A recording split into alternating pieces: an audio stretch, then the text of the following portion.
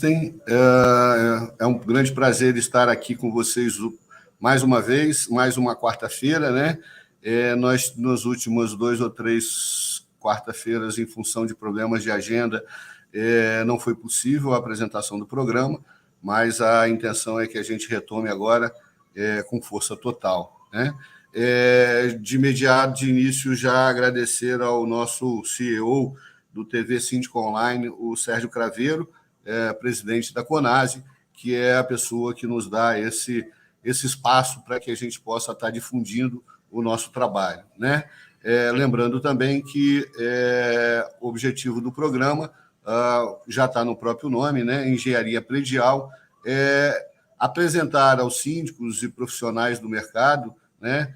Administradoras, todos aqueles que lidam diretamente com a edificação, as informações técnicas necessárias para que vocês possam efetivamente conhecer a edificação e, conhecendo a edificação, tratá-la como deve ser tratada, né? Hoje nós temos como convidados o engenheiro Luiz Araújo, da empresa Excel Engenharia. Luiz é parceiro nosso, já esteve aqui outras vezes, e, na medida do possível, a gente vai trabalhando, né? Ele é especialista, sócio dos Robson Gaiofato, na parte de engenharia estrutural, né? A parte de estrutura de concreto armado, e também estamos lançando, né, em parceria com a empresa da qual também o Luiz é sócio, a Vistopred, um aplicativo para manutenção predial. É um projeto muito interessante, onde a gente vai estar conseguindo efetivar não só os laudos, mas também a manutenção predial, né? O síndico vai ter toda uma gestão da sua edificação, toda uma gestão da manutenção predial com esse aplicativo, né? Está sendo lançado nesses dias, a gente está fazendo efetivamente um trabalho interessante sobre ele. Nós temos também a presença do engenheiro Felipe Henriques, ele é inspetor conosco na inspetoria de Vila Velha, e também atua na área de inspeção predial, tem também uma empresa de energia solar, não é isso? Depois ele explica mais, explica melhor. Isso, ele explica melhor essa situação. Bom, então, para a gente poder iniciar a nossa conversa, Luiz, fica à disposição para você fazer as suas considerações preliminares e a apresentação como você quer. Beleza. Só me apresentando rapidinho, o senhor já contou um pouquinho da história. Eu represento aí no Espírito Santo a Excel Engenharia Estrutural, já trabalho dentro dessa área há 12 anos, tá? E também hoje sócio da Vistopred, onde a gente está tentando dar uma, vamos dizer assim, uma modernizada na gestão do edifício, principalmente o que tem a ver com a manutenção e as prevenções do edifício, né? Tudo a ver com o tema que a gente vai falar hoje aqui, tá? E a gente tem trabalhado largamente aí no Espírito Santo com alguns casos que estão chegando perto desse pré-colapso e outros que a gente tem visto aí justamente entrando no pré-colapso e caindo, pode ser o caso desse edifício que a gente vai falar um pouquinho hoje. Então, eu fico depois à disposição para a gente comentar qualquer coisa, né, entendo devidamente apresentado aí. Ok, obrigado, Luiz. O Felipe, pode fazer as suas considerações iniciais para que a gente possa começar a sua apresentação. Eu queria começar agradecendo, né, a oportunidade de participar. Meu nome é Felipe, eu sou engenheiro civil, também atuo na área de perícia, de laudo. Tenho uma empresa também de energia solar e trabalho com a área de reformas. Eu também participei lá do acompanhamento desse edifício, né, da questão da explosão, suposta explosão, né, a gente ainda não tem confirmação disso. Nós ficamos lá com a equipe do CREA mais de 24 horas acompanhando tudo. E é isso aí, vamos ver o que a gente pode fazer aí em relação a esses prédios, né, que estão com essas construções irregulares aqui em Vila Velha, em todo o estado, na verdade. Ok. Não só as irregulares, né, como a gente vê todo dia, muitas das regulares também têm problemas seríssimos, né, Felipe? Tanto Felipe quanto Luiz ficam à vontade para fazer as intervenções na hora que se sentirem em condições, mas eu gostaria de, num primeiro momento, explicar o tema do nosso assunto de hoje, né? A teoria do pré-colapso, como eu mencionei, na verdade, é uma teoria que nós estamos constituindo, quer dizer, nós estamos apresentando essa teoria, não existe em literatura nenhuma, né? Mas, em função de tudo que a gente vem vendo acontecer nos últimos tempos, eu entendi, né, principalmente com esse sinistro, né, que aconteceu na última quinta-feira, eu entendi que esse seria o melhor caminho, exatamente para que a gente pudesse responder uma pergunta que eu recebo constantemente, o Luiz também, eu tenho certeza, né? E o Felipe e todos os engenheiros civis normalmente recebem essa pergunta e normalmente ela fica sem resposta, pelo seguinte: bom, qual é a pergunta? Quando o prédio cai, né? Quando a edificação vai ruir, quando ela vai entrar em colapso, né? Esse tempo para a gente é imensurável, a gente não tem condições de estar definindo esse tempo, né? De novo, a gente sempre faz uma correlação da inspeção predial com a medicina, né? É a mesma coisa que um médico te diagnosticar com alguma doença e você perguntar a ele quando eu morro, né? Então, não existe essa previsão, por mais que você tenha algumas informações bastante concretas de tudo que está acontecendo, mas o colapso de uma estrutura não pode ser definido por modelos matemáticos, né? Por isso que eu achei bastante interessante, né, essa linha de raciocínio onde a gente define que a edificação está em pré-colapso, né? Isto é, a qualquer momento ela pode colapsar, né? E aí, só para esclarecer a todos, nós temos diversas edificações na Grande Vitória, né, que estão nessa situação. Muitas a gente pode até comentar nome, eu sempre prefiro, aqui no programa, a gente não estar falando em nomes, mas, efetivamente, é importante que vocês, no decorrer do programa, a gente vai citar vários casos, várias situações, que vocês vão poder entender que nós temos, sim, problemas sérios, riscos muito sérios, que precisam ser levados a sério, inclusive por nossas autoridades. Eu tenho situações onde nós já notificamos a Defesa Civil, nós já notificamos o CREA, nós já notificamos o Ministério Público, o PROCON, né? E efetivamente não se tem ainda, fora as questões judiciais que envolvem especificamente esse caso que eu estou citando, e a gente não tem uma definição, uma posição concreta dessas autoridades constituídas, né? Portanto, nós, como engenheiros, como engenheiro, em que pese, né, eu estou como inspetor-chefe do CREA, o Felipe também como inspetor, o Luiz, com todo o conhecimento que tem, nós não temos autoridade para tomar providências que nós entendemos que são necessárias, né? Portanto, cabe a nós apenas alertar a sociedade, né, em especial esse público que a gente tenta atingir, que são síndicos, administradoras de condomínio, corretores, todas as pessoas que, de forma direta ou indireta, estão relacionadas à edificação, correto? Antes até mesmo de a gente efetivamente entrar num assunto mais objetivo, como eu também faço sempre, só lembrar aos senhores e às senhoras que nos assistem, a questão da inspeção predial, né? O laudo de inspeção predial. Nós temos esse laudo já aprovado como lei em Vitória, em que pese não haveria necessidade, uma vez que a norma brasileira ela efetivamente é lei, né? Mas, infelizmente, precisou ser, no município de Vitória, ou de uma lei para tornar obrigatório. Nós temos um trabalho feito junto à Câmara Municipal de Vila Velha, junto à Prefeitura, no sentido também de buscar essa aprovação. Nós tínhamos a expectativa de que na semana passada ou retrasada essa matéria entraria em pauta, não houve a apresentação, né? Nós fizemos já programas com alguns vereadores, estão aí no nosso Instagram essas matérias, onde eles afirmam que isso vai passar nos próximos dias, mas a gente continua trabalhando para que isso aconteça, né? Mas vamos lá, com relação à inspeção predial, o que eu gosto de alertar sempre. Primeiro, a norma chama de anamnese, uma análise de toda a edificação.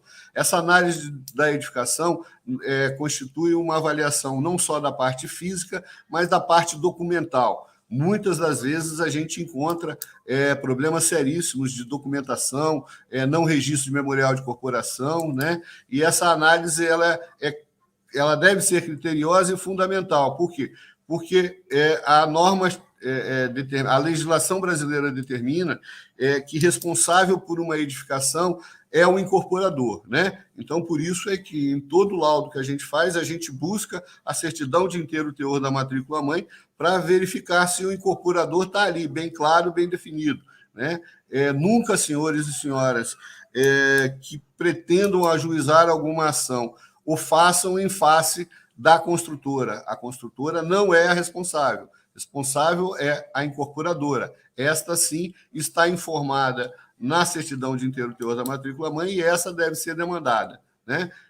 Já falamos aqui algumas vezes. No caso do Gran Park, a gente vai falar outros assuntos sobre Gran Park na sequência. Mas, no caso do Gran Park, incorporadora Cirela, construtora Incortel, né? Quem gastou lá, segundo consta, 183 milhões para refazer toda a estrutura da edificação foi a Cirela, né? A Cirela que, se quiser, que busque a responsabilidade sobre a Incortel. O Luiz trabalhou em todas as etapas, né? Desde a queda da laje até efetivamente a conclusão da obra, contratado pelo condomínio do Gran Park, e ele tem essa informação bem clara, essa situação bem clara, né? Em que pese lá não houve a necessidade do ajuizamento, né? Porque a Cirela assumiu extrajudicialmente sua responsabilidade, não é isso, Luiz?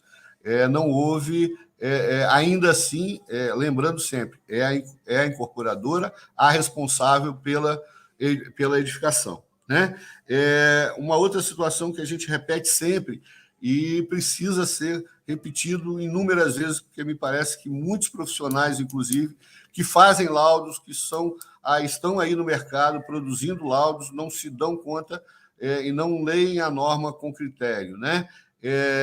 Toda patologia, toda manifestação patológica, ela constatada, ela precisa ser classificada quanto à sua origem, isto é, anomalia, toda aquela patologia que decorre de um erro construtivo, falha, toda aquela patologia que decorre de uma falta de manutenção ou manutenção executada de forma incorreta. Por que isso é importante? Porque a gente está envolvido em várias ações judiciais, né? Como assistente técnico, o Luiz também, o Robson, apesar de não gostar muito da questão judicial, mas acaba que, no final, a gente tem que estar envolvido nisso, e a gente sabe muito claramente que a única defesa que os advogados da incorporadora usam para tentar se eximir da responsabilidade essa, lembrando, vem do Código de Defesa do Consumidor, é responsável por corrigir a patologia que deu causa, né? Mas o único argumento que eles têm é sempre dizer que a causa foi a manutenção, né? A falta de manutenção. Agora, veja, é uma coisa muito simples, qualquer leigo consegue entender. A manutenção ela acontece pós-entrega à obra. Anomalia, erro construtivo ocorre antes da entrega da obra. Então, como alguém consegue ainda querer enrolar a justiça, né? Afirmar diante de um juiz que o erro, a falta de manutenção causou o erro construtivo? É uma coisa literalmente absurda, né? Mas, efetivamente, a gente vê isso todos os dias, né? Então, reforçando, todo laudo precisa ter a constatação das patologias e essa classificação quanto à origem que determina a responsabilidade, né? Tem a questão das recomendações técnicas, mas aí também eu não vou entrar muito nesse mérito, né? Um outro detalhe importante, que eu acho que a legislação que vai ser aprovada em Vila Velha já vem corrigindo um erro. Na realidade, não foi um erro, né? Foi proposital na legislação de Vitória. A legislação aprovada em 2016 pelo então projeto do então vereador Sérgio Magalhães, ela trazia periodicidade de norma, isto todo laudo, toda edificação precisa do primeiro laudo na data da entrega da edificação, né? A partir daí, um laudo a cada 5 anos para prédios com até 15 anos, um laudo a cada 4 anos para prédios com 15 a 45 anos e um laudo a cada 3 anos para prédios com mais de 45 anos. Tá? Isso é o que a norma preconiza e isso é o que deve ser levado em consideração. Né? Vitória, a legislação fala em 10 anos, mas, infelizmente, isso foi, a gente sabe bem, para atender interesses. Né? Na verdade, não é isso que a norma determina. Né?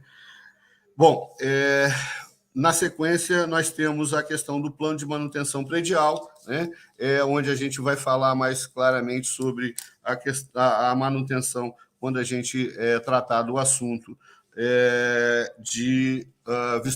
do aplicativo que a gente está aí divulgando. Né?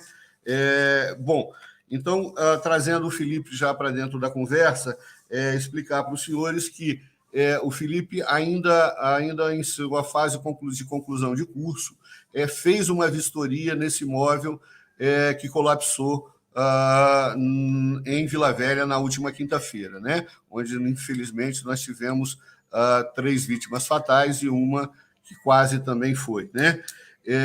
Por isso que a gente gostaria de pedir ao Felipe para estar apresentando aos senhores o que ele viu desse prédio naquela época. Felipe, por favor. Então, em 2017, a gente foi fazer, eu e meu grupo, nós fomos fazer um trabalho voltado para a área de perícia, né? E a gente tinha que escolher uma edificação aqui em Vila Velha e apresentar todos os problemas que a gente encontrasse nesse edifício, nessa casa, do que fosse. A gente resolveu escolher essa casa de início, né, para poder fazer, porque a minha noiva ela era do meu grupo também, ela tinha um vínculo com eles, de amizade, então ela conhecia todo mundo que morava ali. Durante esse período, a gente foi lá para ver, né, mas a gente acabou escolhendo um outro edifício para fazer, a gente não resolveu fazer o laudo em outro condomínio, um prédio que começou, na verdade, ele estava com a parte de alvenaria, reboco, todo pronto, e a obra paralisou ali porque havia sido identificado um erro estrutural. Então, a gente resolveu não fazer com a casa porque lá parecia ser mais atrativo para a gente. Mas, durante essa visita que a gente fez, de início, a gente identificou vários problemas estruturais que haviam lá. Erros construtivos, né? E falta de manutenção também. Durante o colapso agora que a gente acompanhou, a gente conseguiu, com o CREA, a gente conseguiu observar muita oxidação, muita falta de cobertura de concreto, não tinha, a armadura em vários pontos estavam expostas. Então, assim, tinha muito problema mesmo. E, assim, como a gente conversou, né, Maurício, a gente não pode afirmar nunca que o que ocorreu foi uma explosão, que fez o prédio vir a colapso, a gente não consegue confirmar isso. Pode ser que isso tenha potencializado, se for mesmo, pode ser que esse prédio cairia hoje, amanhã, daqui 10 anos, não cairia, mas assim, que apresentava erros construtivos e era uma obra irregular, todo mundo sabia e isso era visível, né? Ok, então, só ressaltando, você observou, né, na época que fez em 2017, que a estrutura tinha vários pontos de comprometimento, correto? Segundo você comentou comigo também, me parece que em 2017 ainda não existiam os pavimentos, o terceiro pavimento, ou se existia, não conforme estava agora recentemente antes do colapso, é isso? Isso. Houve acréscimo de carga? Foi feito um acréscimo de carga no pavimento superior e agora, por último, foi feita uma reforma, né? Tanto que nas fotos, nas imagens que a própria mídia mostra, que a gente conseguiu pelo Google também, você vê que o prédio ele aparentemente aparentemente novo, mas é porque ele passou por uma reforma. Só que a gente não pode, segundo o CREA também, que foi analisado, não tinha nenhuma RT nem da reforma que foi feita. Então, possivelmente, as patologias também não haviam sido tratadas. A única RT que foi encontrada de serviço naquele local foi de projeto do padrão que é obrigatório ser apresentado para a EDP, né? Fora isso, nenhuma RT de nenhum profissional, nada foi acompanhado. Ok. Também, segundo provavelmente você tenha visto, não existia, né, por um prédio de 3 pavimentos, o sistema de gás, correto? Não havia. Se utilizava o gás de botija, né, o que, em que pese pertencia a uma família, mas não era um prédio unifamiliar, é um prédio multifamiliar, né? Portanto, necessariamente teria que ter um sistema de gás, correto? Correto. Ok. Luiz, dá para a gente um breve relato, né, do que a gente normalmente, quer dizer, obviamente, na grande maioria dos nossos trabalhos são feitos em edificações de maior porte, né, mas para efeito apenas do estudo do caso que a gente está fazendo especificamente, e já reforçando, né, agradecendo a explanação do Felipe, que já até mencionou isso, nós não estamos aqui julgando ninguém, condenando ninguém, nem avaliando o que aconteceu ou deixou de acontecer, né? Nós estamos fazendo exatamente um estudo de casos que se encaixa bem nessa teoria que a gente está tentando trazer a efeito, né? Por isso é que ressalto, não tem aqui objetivo de criticar, de condenar, de apontar erros, nada disso, né? Apenas, então, somente estamos levantando essas hipóteses para que a gente possa, ao fim, fazer a nossa conclusão, né? Mas, tanto nesse caso quanto diversos outros que a gente está trabalhando, Luiz, relata para a gente o que, em questões estruturais, a coisa fica mais complicada. Tá, vamos lá. Vou tentar fazer uma analogia de forma bem genérica, né? Não tratando só do caso, como o senhor mesmo falou, toda edificação está passando por isso, né? O que a gente pode entender como a teoria do colapso progressivo, aí, do pré-colapso, melhor dizendo, que o senhor menciona para a gente, é o seguinte: toda obra, toda edificação, quando projetada, ela tem os seus coeficientes de segurança, tá? Que geram em torno de quase 2, tá? De coeficiente de segurança. Esses coeficientes de segurança... Só te questionando, né? Existe uma informação, pelo menos já de época da faculdade, né? Que o coeficiente de segurança seria 3, né? Qual é a analogia que você faz dessa informação? Não. O coeficiente de segurança real da edificação, ela chega próximo a 2. O que tem maior coeficiente de segurança são as fundações. Aí a gente começa a juntar as fundações com a edificação toda, a gente começa a chegar em coeficientes maiores. Mas, exemplo, nesse caso, a menos que tenha algum problema de fundação, que eu não cheguei perto de pensar nisso, tá? De um recalque que possa vir a tombar. Você vê pelas imagens que ele colapsou, né? Ele caiu. Então, por isso, não estou mencionando aqui as questões de fundação. Então, de fato, ele chega aí próximo a 2, esse coeficiente, tá? E importante, esse coeficiente ele vai sendo perdido ao longo do tempo. De que maneira? Muitas das vezes por uns pequenos erros de projeto ou até eventualmente erros maiores, que a gente tem passado isso aí, né, senhor? Isso come parte do coeficiente. Na hora da execução, a falha na execução, né, ou uma má execução, eventualmente materiais de má qualidade, roubam outro pedaço desse coeficiente de segurança. Condicionamento de aço, né? Exatamente. Esse coeficiente, a gente sempre trava ele em coeficiente 1. Quer dizer, vamos imaginar aqui que a gente estava com coeficiente 1,8, e aí o projeto comeu um pouquinho e foi para 1,5. Na hora da execução, comeu mais um pouquinho e a gente foi para 1,3, 1,2. E aí, por uma falha de manutenção ou falta de manutenção, esse coeficiente vai sendo comido ao longo do tempo, ou seja, a gente vai se aproximando do 1. Quando chega no 1, a gente está no limite, exatamente nessa palavra que o senhor está mencionando, que é o pré-colapso. Passou do 1, cai o prédio, tá? Obviamente, a gente não tem como afirmar isso o tempo todo, a data, mas a gente consegue, a partir de análise daquele momento do prédio, a gente consegue fazer uma espécie de retrofit e avaliar que estado de coeficiente está. Ó, a gente está aqui em 1.1, está crítico, a gente tem que tomar atitudes severas. Ó, a gente está com 1.3, está grave, e a gente tem que começar a planejar as eficiências. Não, estamos com 1.5, 1.6, é um alerta, mas a gente pode seguir um pouquinho adiante. Ou como a gente gostaria de fazer as análises e chegar em condições que está atendendo todos os coeficientes normativos, e basta a gente fazer as manutenções devidas, né, preventivas, e a gente vai estar com a edificação segura por um bom tempo. Então, esse linear desse limite aí, dos coeficientes de projeto até o coeficiente 1, que é o nosso limite aí de ruptura, a gente tem que ficar cuidando o tempo todo da edificação. Como o senhor lembrou muito bem, para isso as vistorias são muito importantes, as análises, porque a gente consegue sim agora intuir que esse limite está diminuindo. Se a gente consegue ter um histórico do prédio ao longo dos anos, a gente consegue fazer agora uma progressão e saber que cada vez ele está chegando mais perto do limite de ruptura e com a velocidade dessa progressão. Né? Eu posso ter um prédio que a gente analisou há 10 anos atrás que estava com coeficiente dentro dos padrões normativos. Com 3 anos depois, ele começou a ficar com déficit. Com 4 anos, esse déficit aumentou. Com 5, mais ainda. Opa, agora eu sei que eu tenho uma progressão que eu não posso chegar nesse limite de 1 dentro de 2, 3 anos. E a gente toma uma atitude mais severa.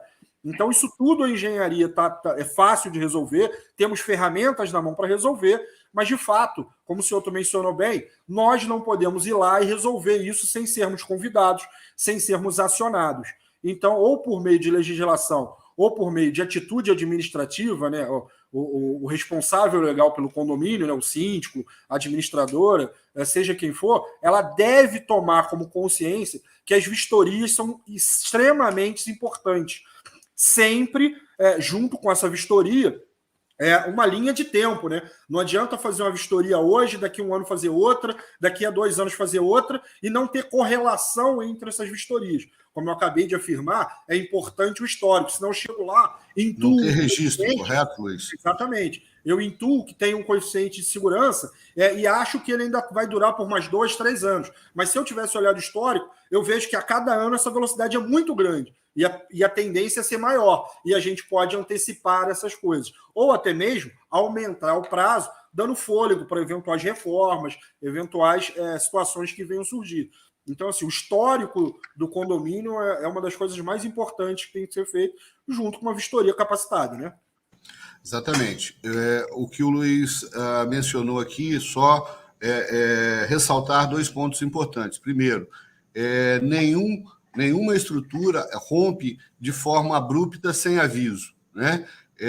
O que eu repito sempre, o sinistro na construção civil ele é muito parecido sempre com a questão da aviação. Senhor, né? deixa eu te roubar um segundo aí. Ela não rompe a brusca, a menos que ela seja implodida, okay, tá? Okay. A gente ainda falou muito aqui que a gente não tem certeza do que houve nesse condomínio, mas de fato teve uma explosão de grande porte, a gente implode a estrutura e a gente não tinha coeficiente que segura.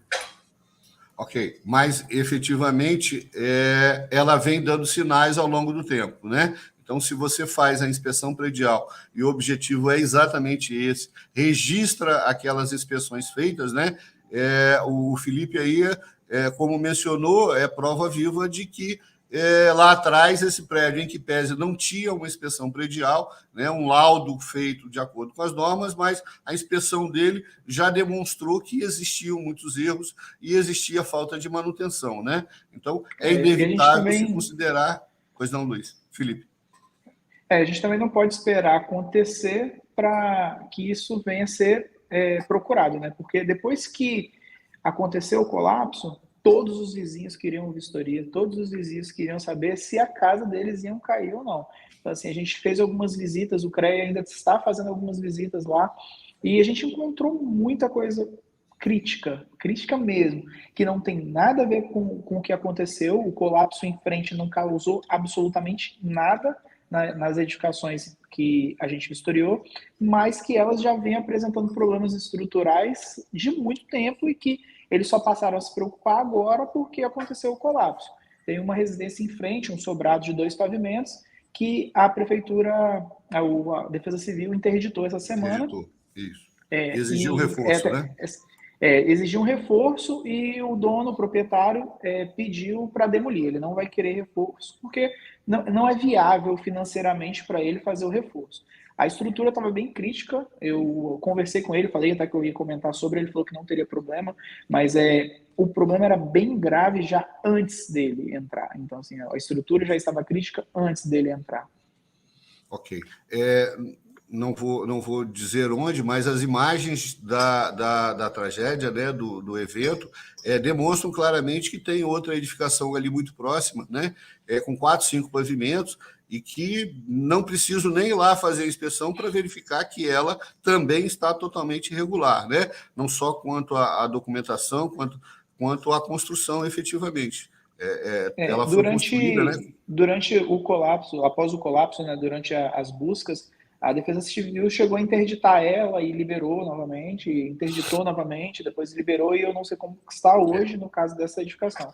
Mas se trata também de uma edificação bem irregular. Não criticando efetivamente a Defesa Civil de Vila Velha, mas apenas constatando um fato, né? Nesse caso que eu mencionei, o Luiz participou conosco, inclusive assinou um laudo comigo, quer dizer, um deles e um nosso e um meu, determinando a desocupação do prédio, e a Defesa Civil afirmou para a gente que entende que o trabalho dela deve ser feito depois que o prédio cair e ela vai lá buscar a vítima, né? Foi isso, Luiz? Você lembra perfeitamente, né? Isto a prevenção no Brasil, ela é levada totalmente não existe, efetivamente não existe, né? Então, nos preocupa muito tudo isso que está acontecendo. Um outro detalhe importante, Luiz, apenas para ressaltar, né? Aí aqueles profissionais que estão nos assistindo. Todo projeto estrutural precisa necessariamente de uma revisão, né? E aí a gente está envolvido com diversas situações onde essa revisão ela não existiu, e se tivesse existido, seria solução para muitos deles, correto, Luiz? Importante você contar. Perfeito, exatamente isso. A norma brasileira, na verdade, a versão de 2003 já dizia que para edificações de grande porte já tinha que ser feito revisão de projeto.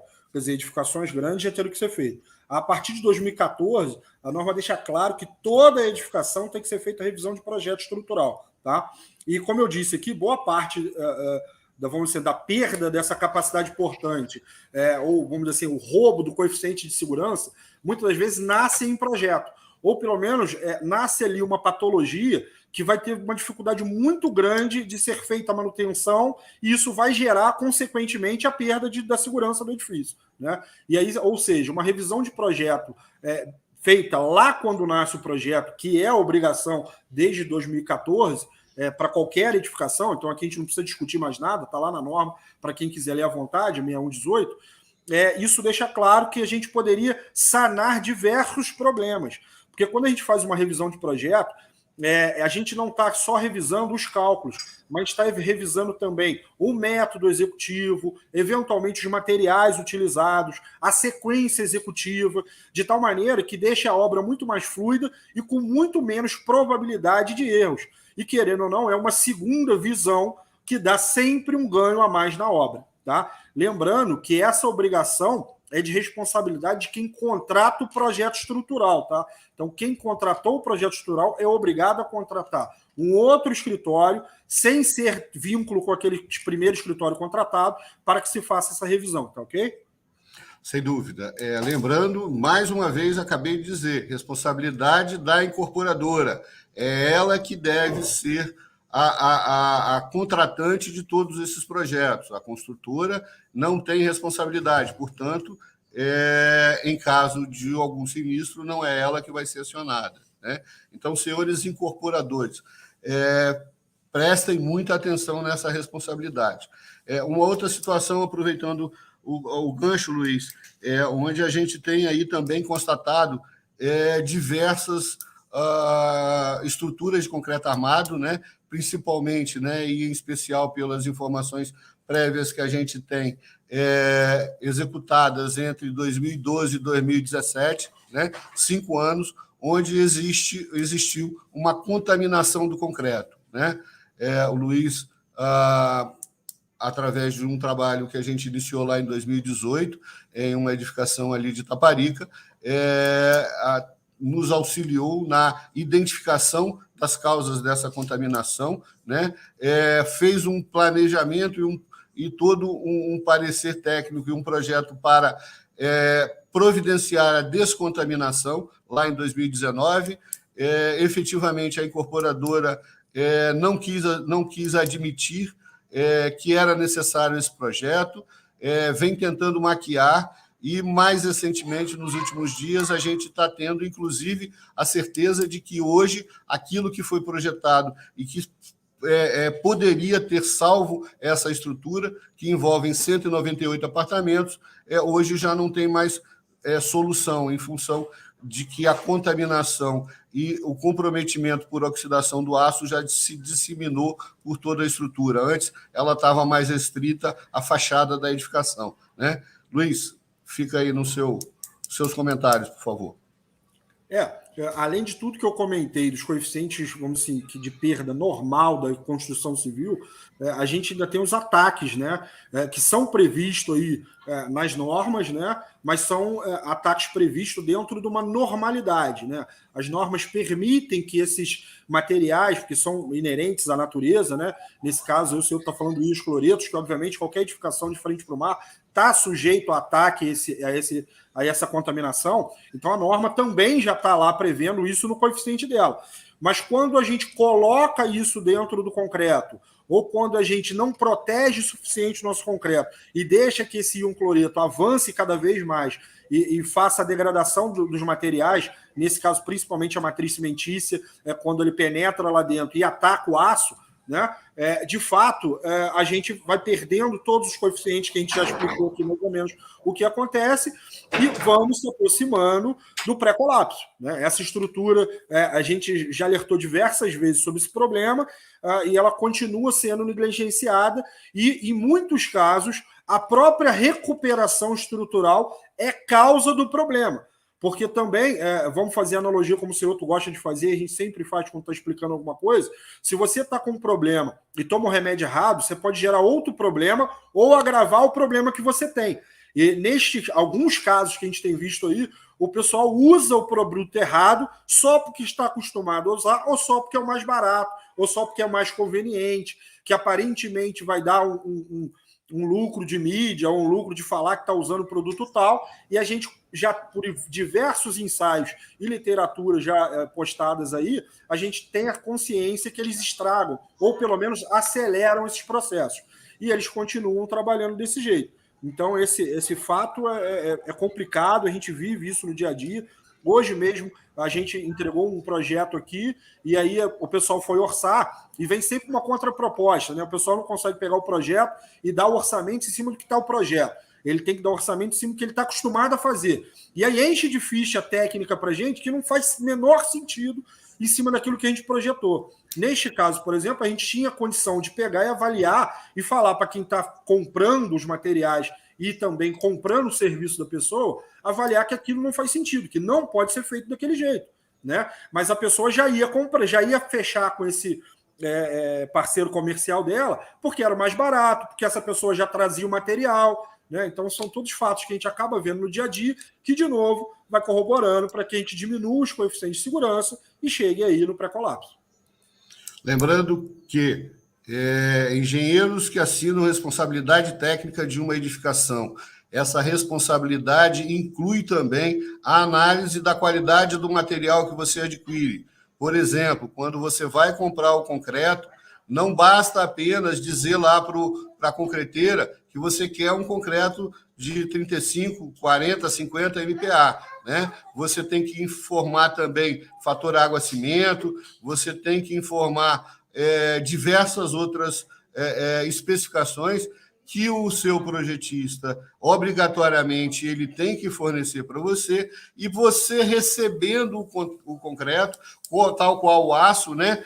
Você não pode receber o concreto e não fazer uma análise criteriosa da qualidade do material que você está recebendo, né? Não é só achar que a empresa que está lhe fornecendo é obrigada a ir fazer lá os corpos de prova e depois de 14, 28 dias, te dizer, o concreto atingiu o seu limite. Não é isso, senhores e senhoras. Muitos engenheiros vão ter problemas sérios com isso. Nesse caso específico, onde a gente está comentando, o engenheiro responsável técnico está respondendo uma ação criminal.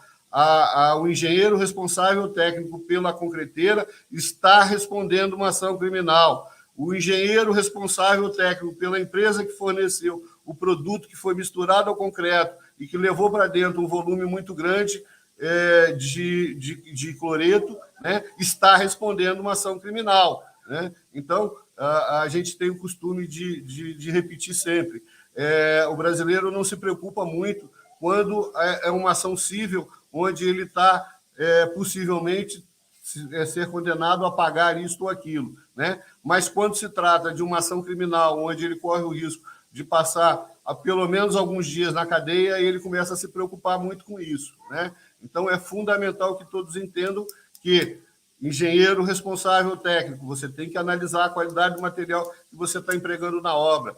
Se der problema na frente, a responsabilidade é exclusiva sua. Concordo, Luiz? Perfeito, está escrito na norma com todas as letras garrafais lá, tá? E aproveitando e falando, por exemplo, as normas que balizam os ensaios, principalmente do concreto aí, a 12655, tá fresquinha, 2022, tá? Cheio de novos ensaios obrigatórios, cheio de novas coisas que tem que ver, mencionando normas que foram lançadas antes, já preparando para o lançamento dessa, e a versão de 2015, que ninguém atende também, já contemplava boa parte, principalmente desses íons cloretos que a gente tem falado aqui. Ok, então, para resumir e para fechar a parte de análise de concreto, né? Especificamente a gente está falando, nós temos o Ministério Público propor todas as autoridades constituídas, o próprio Poder Judiciário, informados claramente de que, período de 2012 a 2017, nós temos inúmeras obras contaminadas por cloreto e essa contaminação está comprometendo a estrutura da edificação, o aço da edificação, portanto, a estrutura, né? Na linha do que o Luiz vem falando, perdendo efetividade.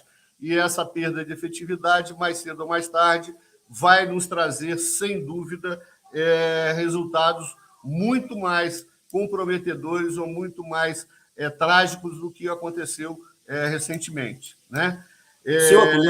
Lembrando aí também, né, a gente fala muito do íons cloreto, porque a gente está aí na região de Vila Velha, Vitória, que a gente está de frente para o mar, que já é uma consideração a ser elevada. A gente tem esse caso especial aí, que a gente tomou conhecimento desse produto que foi colocado, mas a gente recentemente está trabalhando numa edificação que ela foi super contaminada, suas fundações, seus pilares principais, por sulfato, né? Que também é uma contaminação que não ataca o aço, mas por sua vez ataca o concreto, que tira o cobrimento dele, que gera um grande potencial de corrosão, e a corrosão se instala, e a gente vai caminhando para chegar de novo nesse pré-colapso. Então, assim, a natureza está aí o tempo todo brigando com os materiais que a gente vem produzindo, né? O próprio aço, quando ele é produzido, e se você deixar ele exposto ao simples oxigênio, ele vai oxidar e tentar voltar à matéria-prima que ele era, que era minério. Então, inerente disso, ele vai tentar voltar. E se a gente, já sabendo disso, não tomar os cuidados, fatalmente a gente vai ver vários outros edifícios, como a gente viu esse aí, aparecendo o tempo todo nos jornais, que é muito triste, mas acaba sendo uma verdade. Apenas colocando esse assunto reservado, né? Vamos entrar em outro assunto, que são as instalações de gás, né? E, ao final, somando um mais outro, nós vamos concluir com relação à questão da teoria aí que a gente está querendo fazer valer, né? Bom, o sistema de gás, para não ser repetitivo, existe uma matéria que eu fiz recentemente, né? E lembrando, e só reforçando, essa matéria foi entregue para a revista lá, uma revista do Rio de Janeiro, no início do mês, né?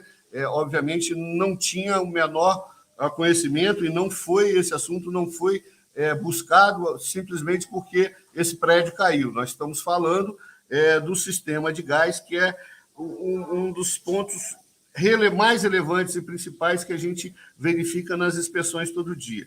Bom, mas a matéria na íntegra está divulgada no nosso Instagram, é uma revista, a revista do condomínio, é uma revista do Rio de Janeiro, e eu recomendo a todos os síndicos e todos os engenheiros que deem uma lida com calma nesse material, e aí a gente só faz algumas ressalvas, né? Primeiro, da questão de projeto, necessidade de aprovação de projeto do sistema de gás junto ao Corpo de Bombeiros, né? Em especial da parte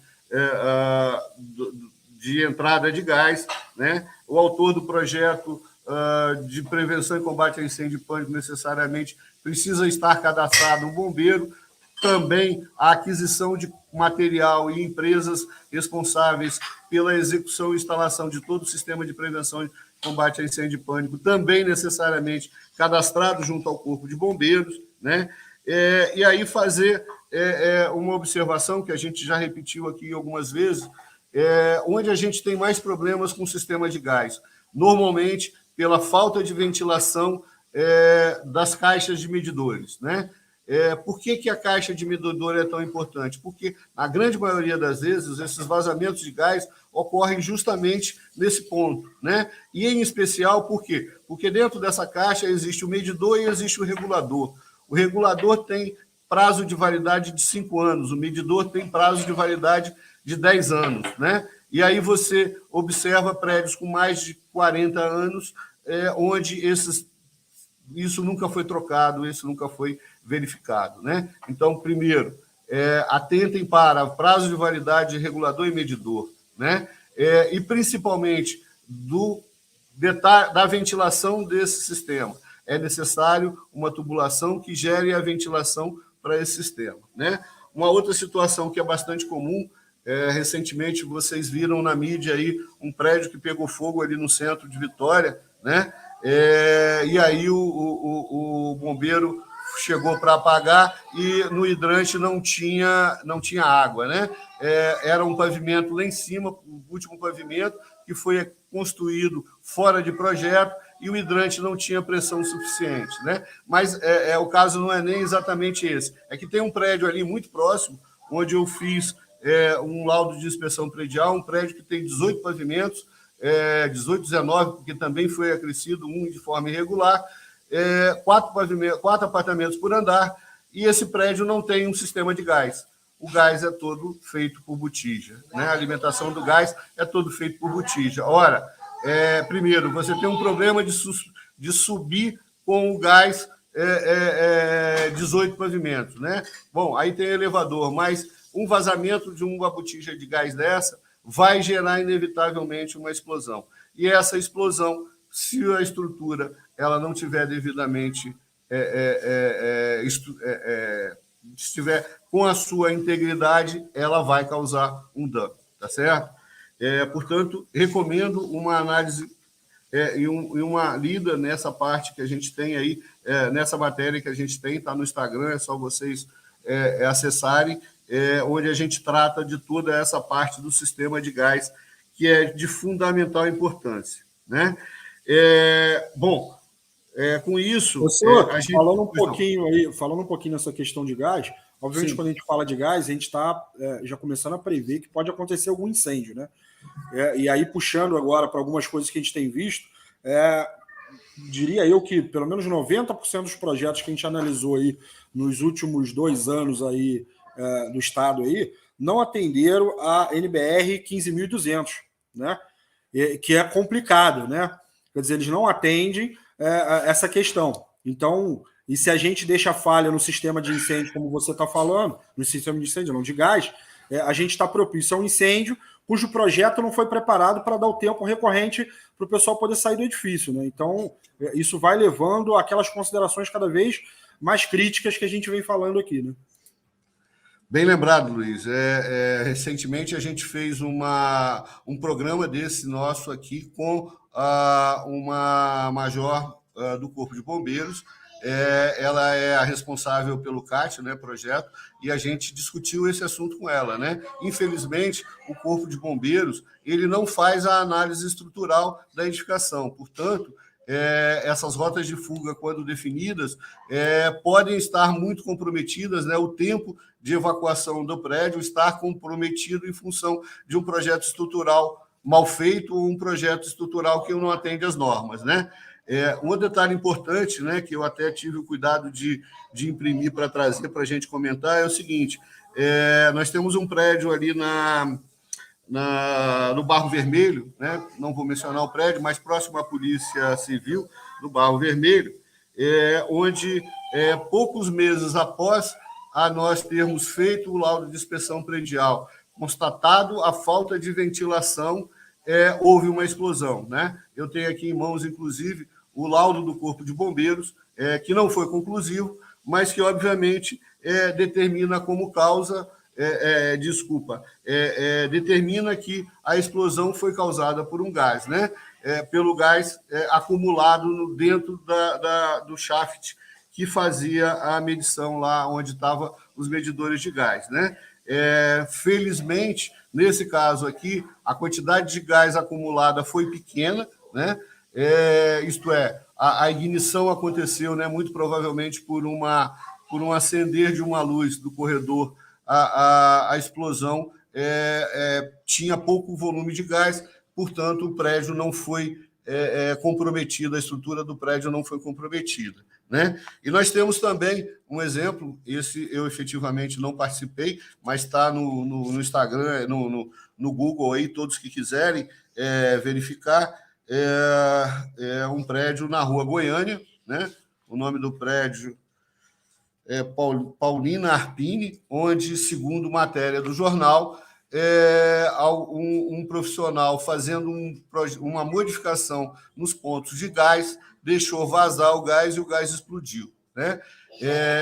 Eu tomei a liberdade de estar falando sobre isso, porque vai de encontro exatamente à situação que a gente está construindo, né? Ao estudo do caso que a gente está construindo. Não houve, nesse caso aqui, pelo que foi informado, foi uma explosão de grande porte, né? Mas a estrutura da edificação ela estava íntegra, muito provavelmente dentro do seu grau de coeficiente máximo aí de segurança, né? Portanto, não houve nenhum colapso da estrutura e não houve um comprometimento maior, né? Sequer me parece que houveram vítimas, ou se houveram, as pessoas foram apenas foram vítimas, houve pouco dano às pessoas que existem, né?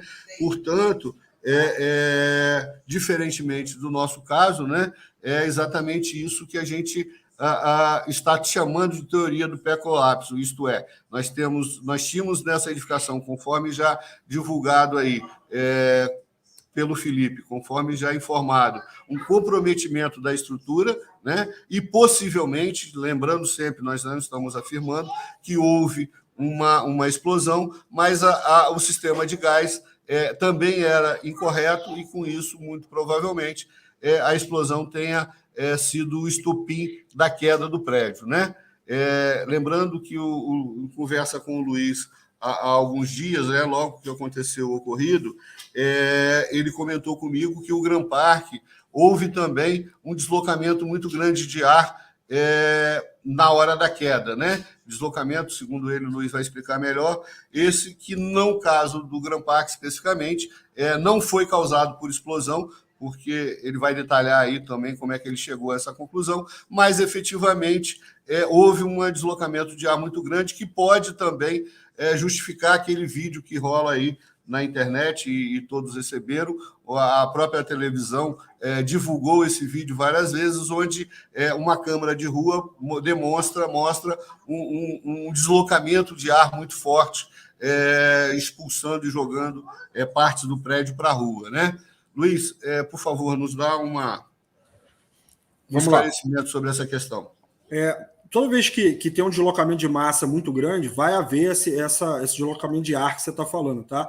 Aqui em Petrópolis, a gente teve eventos mês passado e mês retrasado de barreiras, né, que caiu, e esse deslocamento de massa acaba fazendo esse sistema de ventilação que empurra muito forte. Tá? No Grand Park, a gente pôde analisar isso pelos vídeos, principalmente. Né?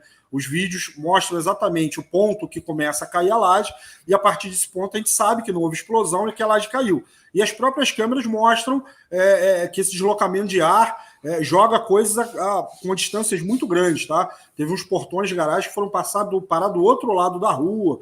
Enfim, a gente teve várias condições de afirmar isso, tá bom? Então a gente levantou aí essa hipótese, porque eu acho que em qualquer acidente a gente tem que ter sempre vendo as hipóteses para poder chegar numa conclusão. Não podemos nem deixar de fora nenhuma e nem também chegar e dizer que é essa e pronto, né? Então isso foi uma das condições que a gente acabou avaliando lá. Até porque está a cargo do Corpo de Bombeiros essa análise, né, a identificação da causa, né, e dentro em breve, muito provavelmente, a gente vai ter essa certeza se houve o acúmulo desses dois fatores, né, estrutura e gás, ou se foi somente um colapso da estrutura que gerou esse comprometimento, né?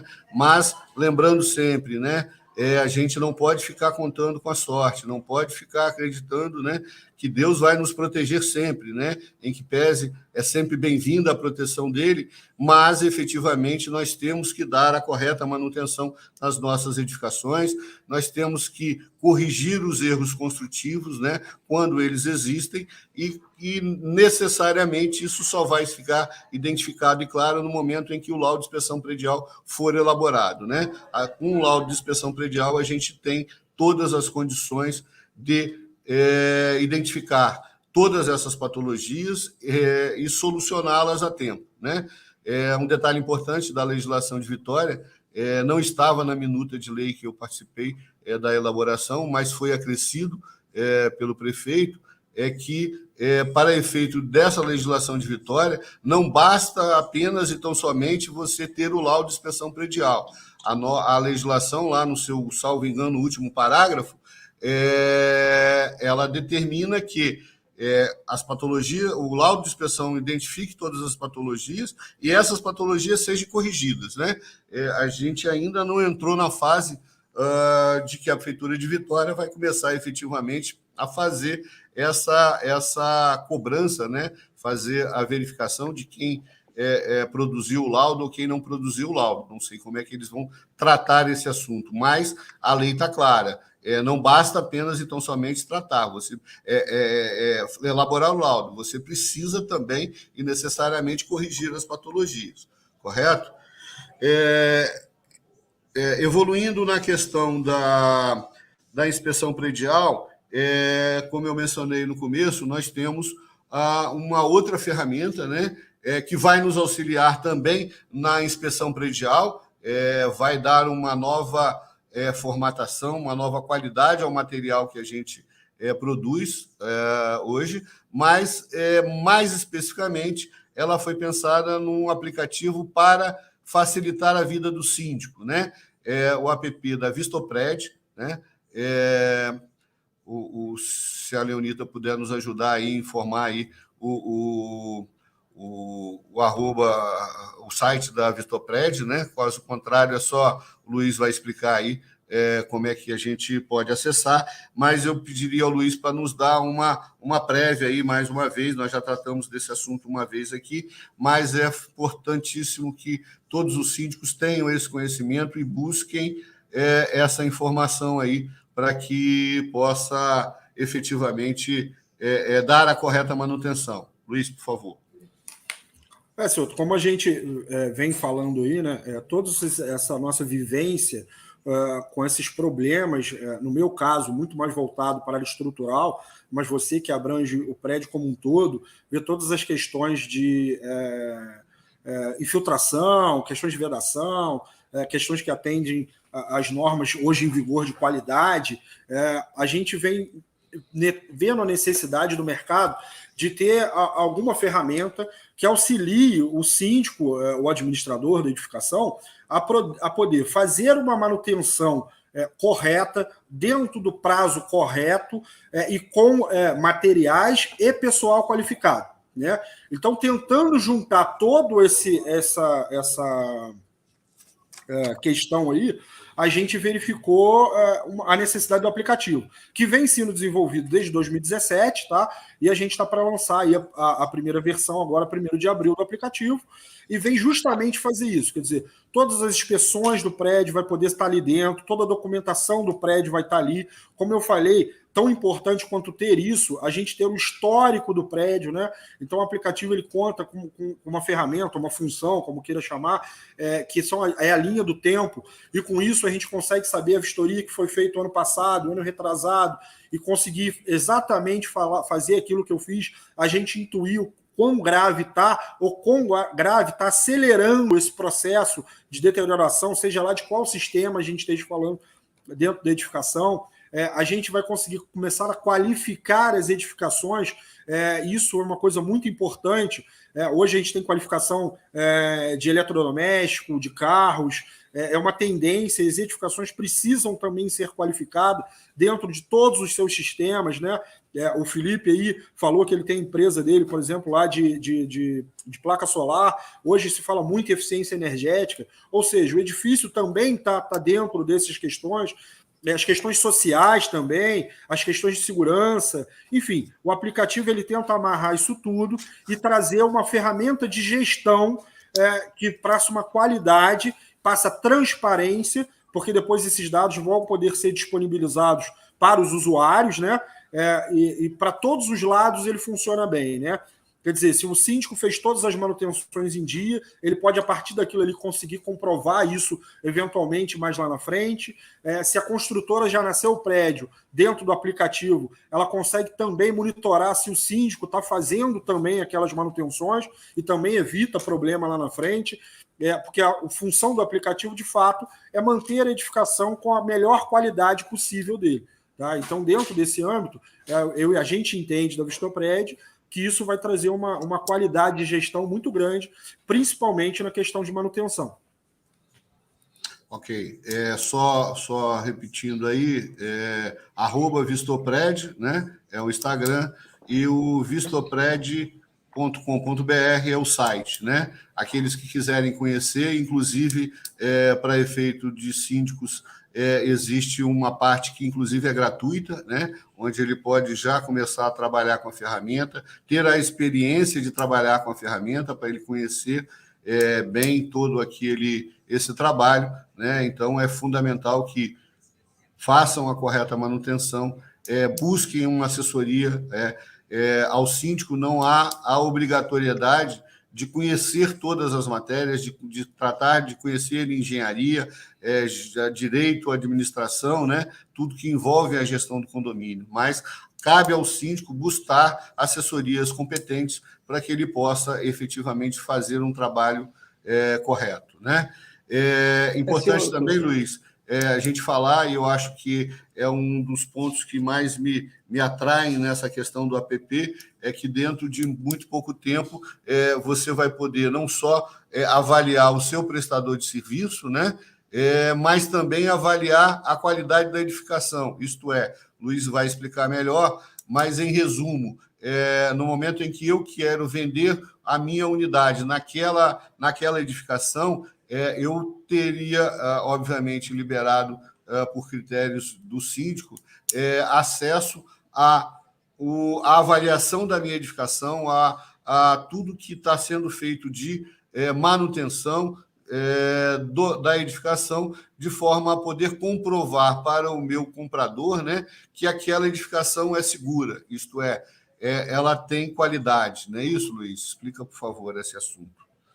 Exatamente. Felipe, você quer falar alguma coisa? Então, a ideia do aplicativo também, você conseguir... A gente que trabalha com reforma sabe, né? Você conseguir mapear todas essas reformas que são feitas, que às vezes o síndico não tem condições de acompanhar. A gente pega um condomínio aí que tem 2, 3, 4 torres e uma média de 30 reformas ao mesmo tempo, o síndico conseguir mapear isso manualmente é muito difícil. Essa ideia do aplicativo de a gente conseguir adicionar todo esse histórico, tanto da área comum quanto dos apartamentos que estão sendo reformados, seria uma ideia muito boa e consegue fazer quando for elaborar o laudo de vistoria, acho que facilita e agiliza muito o processo. A questão do gás que o senhor tocou é um caso que eu não vejo acontecer com frequência durante os períodos de reformas, que são testes de estanqueidade após a reforma. Ninguém sabe se um tubo foi furado, se tem um vazamento, não sabe. A pessoa vai utilizar, isso pode vir a ocorrer um problema no futuro e ninguém vai saber. Então, assim, você conseguir adicionar todos esses serviços que foram feitos, fazer um mapeamento de todas as unidades, também isso valoriza tanto o apartamento quanto o imóvel em geral. Sim. É o que a gente repete sempre, né? Ao síndico, não basta apenas ele fazer a manutenção, ele precisa registrar a manutenção, né? Prova disso, todo aquele síndico que em algum momento tentou negociar ou ajuizou uma ação contra uma incorporadora no sentido dela corrigir erros construtivos, a primeira solicitação que vem, não só do perito, mas também da incorporadora, comprova a correta manutenção, né? Então, se você faz a manutenção, né, e não registra, você quase como se você não tivesse feito, né? Porque você não tem como comprovar, né? E no caso do aplicativo, o Luiz pode explicar, todo esse material gerado, ele é arquivado em nuvem, isto fica à disposição do condomínio no volume de documento que ele pretender e que ele precisar, né? E aí, como voltando no assunto que o Felipe, a gente está falando aí, tratando de reformas de unidades privadas, né?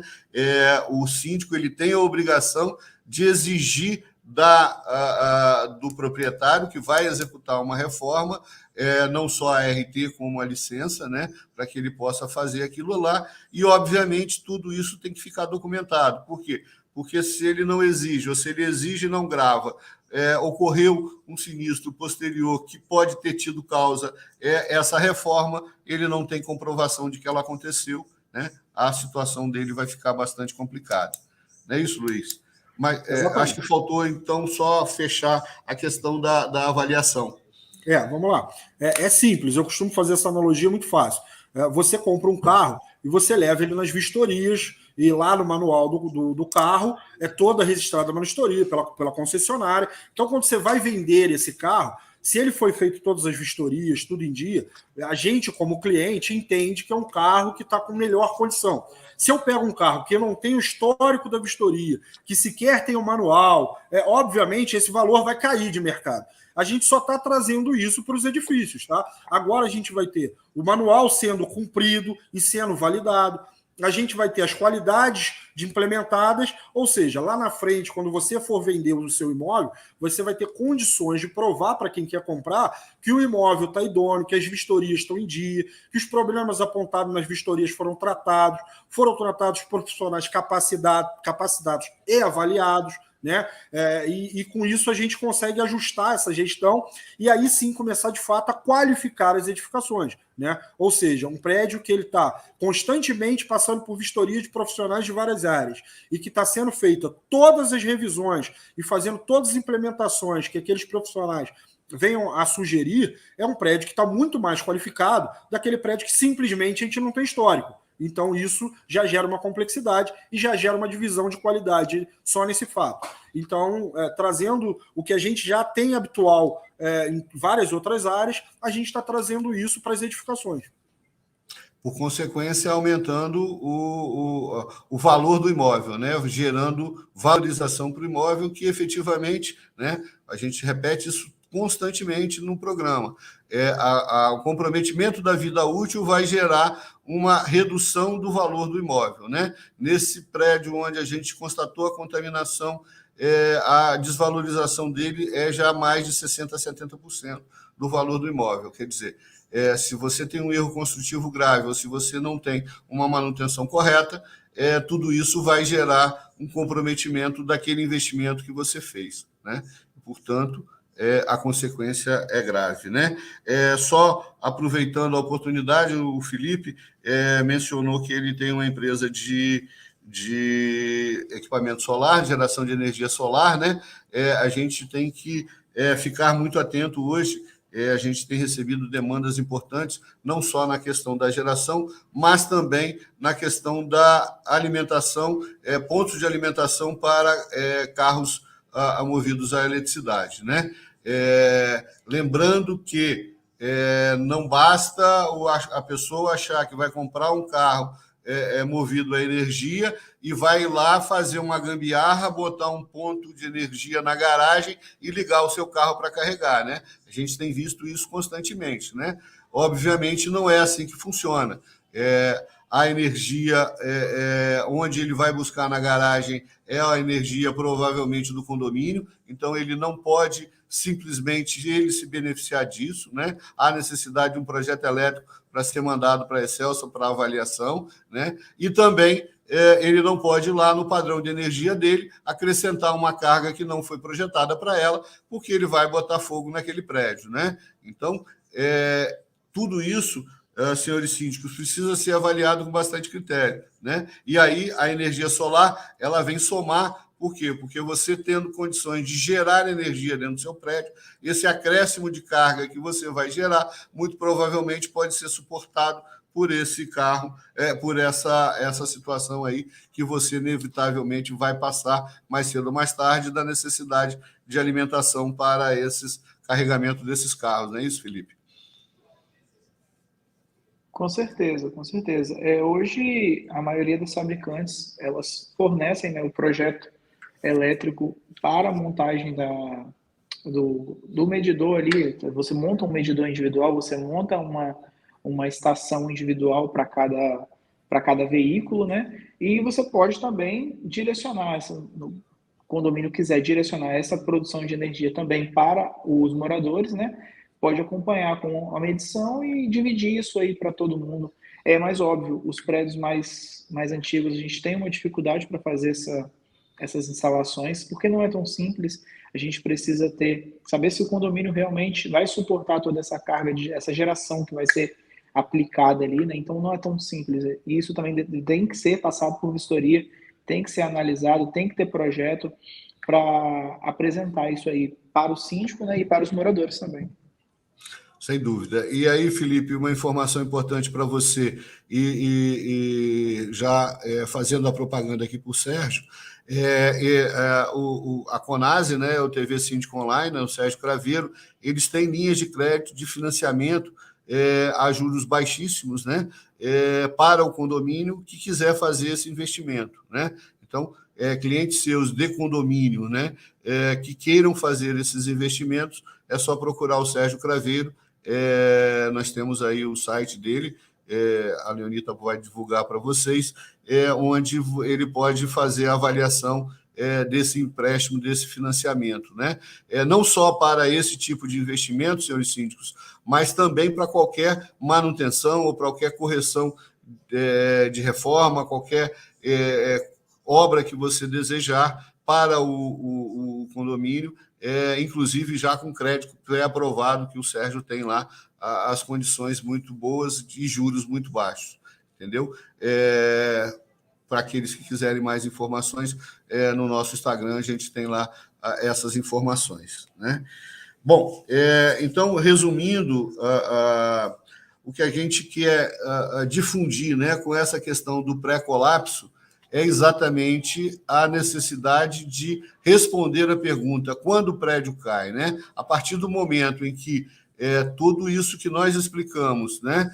A falta de coeficiente de segurança, o comprometimento do coeficiente de segurança, por falta de manutenção, por erros construtivos, por falta de um sistema de gás correto, por várias outras situações, né? Nós temos ao todo 28 sistemas construtivos que definem uma edificação, né? Então, o cuidado com todos os 28 é fundamental e eles vão comprometer efetivamente a segurança dessa edificação. Então, a partir de hoje, né? E aí eu vou estar sempre me resguardando nessa situação, a gente vai estar sempre mencionando que quando cai, vai cair a partir do momento em que o pré-colapso for estabelecido, isto é, os coeficientes de segurança não garantirem. Com isso, a partir daí, no meu entender, há necessidade da desocupação e vou ficar sempre batendo nessa tecla de que há necessidade dessa, vamos dizer, desocupação da edificação ou execução de reformas e reforços estruturais, né, que muitas das vezes são caríssimos. Não é isso, Luiz?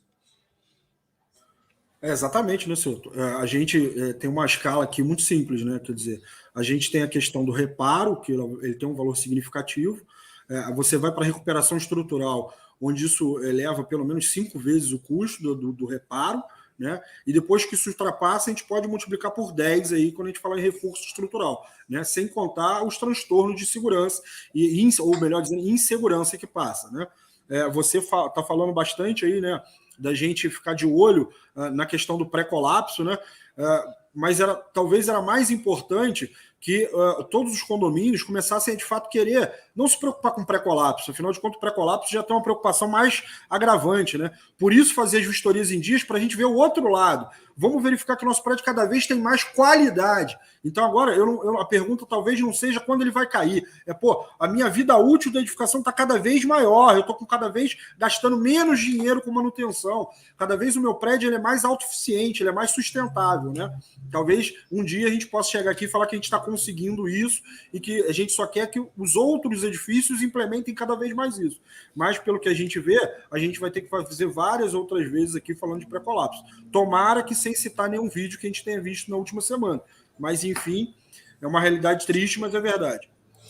Exatamente, é a prevenção, né? A manutenção preventiva, né? Todo esse trabalho, a correção dos erros construtivos que precisam ser constatados e corrigidos, e isso, obviamente, é o melhor dos mundos, né? Mas, infelizmente, o dia a dia que a gente tem visto não caminha nesse sentido, né? O programa Engenharia Predial ele tem exatamente esse objetivo, buscar a demonstrar para os senhores e para as senhoras que é fundamental essa percepção, né? Esse conhecimento, e quando não se tem um conhecimento, buscar um profissional qualificado, competente, que possa lhe assessorar, né? Lembrando que nas próximas 2 semanas nós vamos continuar falando sobre o pré-colapso, né? Ou sobre o comprometimento das estruturas.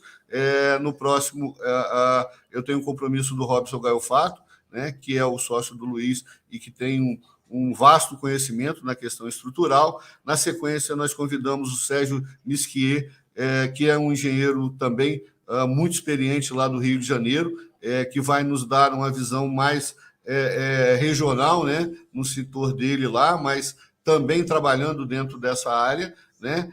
Lembrando também que, no caso do APP de Vistopred, nós temos também a possibilidade da identificação, né, para as construtoras, no caso da norma de desempenho, né, do atendimento à norma de desempenho. É fundamental que todas as incorporadoras que estão iniciando empreendimentos atentem para isso. Nós já temos laudos feitos de prédios entregues em 2017, 2018, 2019, 2020, onde não se atendeu à norma de desempenho e fica um passivo enorme aí.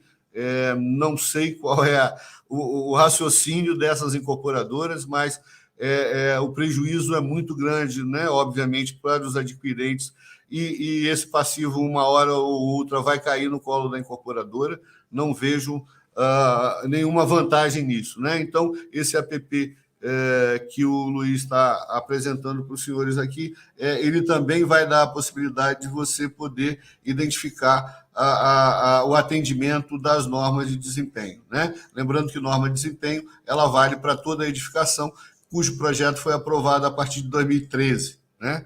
Obviamente, são poucas as edificações ainda que têm a obrigação de estar em acordo com a norma, mas também mas isso é inevitável, né? Porque a gente vê muita obra sendo lançada. Outro dia, há pouco tempo, eu vi agora, um mês e pouco atrás, eu vi uma empresa em Jardim Camburi fazendo uma propaganda de que atendia a norma como aquilo fosse um grande plus a mais, né? Não que não seja, mas é nada mais do que a obrigação dela, ela tem que cumprir. Não existe, a norma de desempenho não é para quem quer cumprir, é obrigação, é norma, é lei.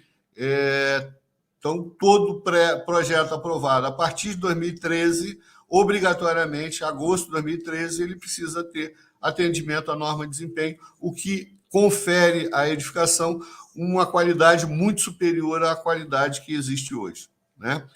Bom, gostaria também de compartilhar com vocês, a pedido do Paulo Helene. Paulo Helene junto com o Gaiofato e com me lembra o nome daquele cara de Goiânia, ô Luiz? Aquele engenheiro... fugiu. É o Gibson? Não, o Gibson também na Paraíba, mas o de Goiânia tem um lá, um engenheiro que tem uma grande expertise também na área de estruturas, mas vai estar sendo realizado amanhã. Eu vou estar compartilhando o link com vocês, o post com vocês aqui, uma live onde eles vão estar tratando do colapso que aconteceu naquele prédio, das causas do colapso daquele prédio lá de Miami, né? Que também matou muita gente, né? Então, é importante para todos os profissionais, para síndicos, e também é importante que você tenha o entendimento de que também em países de primeiro mundo, né, essa manutenção tem sido negligenciada, né, porque eu não conheço a fundo, espero conhecer amanhã as causas, mas efetivamente, sem dúvida, vai ser a questão, vai ser tratada da questão da manutenção do prédio, que também ajudou no colapso da estrutura, né? Bom, então, desde já, a gente já agradece a todos que nos assistiram.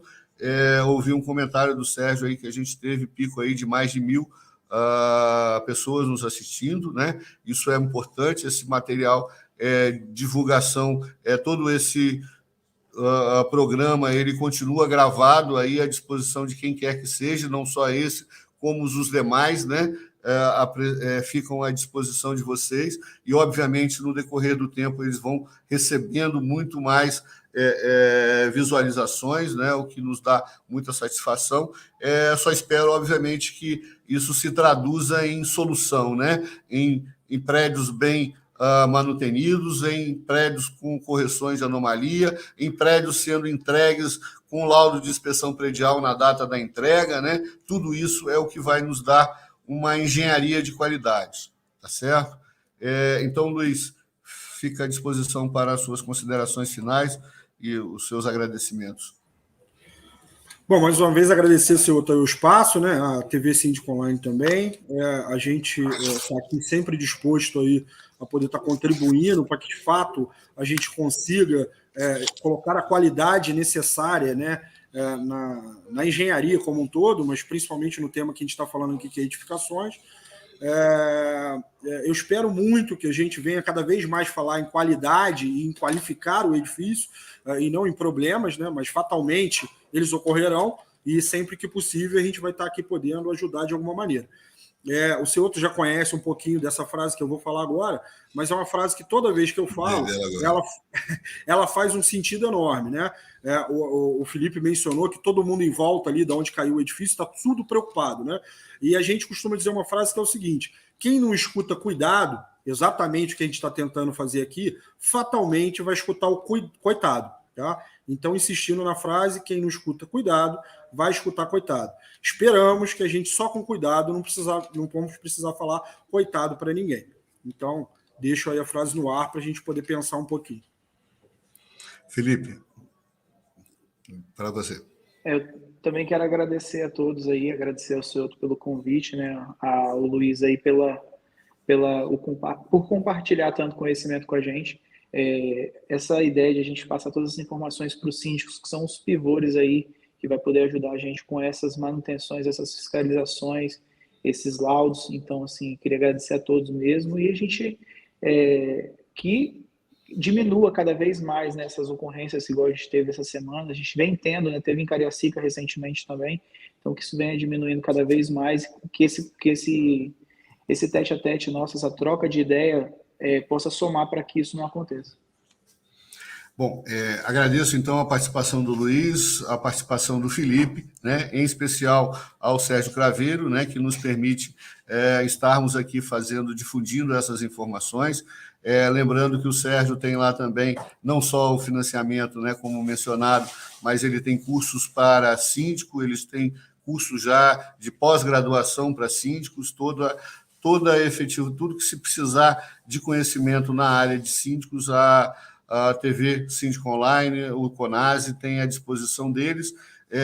Também, aproveitando, nós temos um evento agora em maio, no dia 14 de maio, em São Paulo, né, onde o Síndico Online vai estar fazendo toda uma divulgação do trabalho deles, né? Eu vou estar lá presente com o Sérgio, e a todos que nos assistiram e que nos dão o prazer de compartilhar esse conhecimento aí. Um grande abraço, uma boa noite e até a próxima quarta-feira. Um abraço.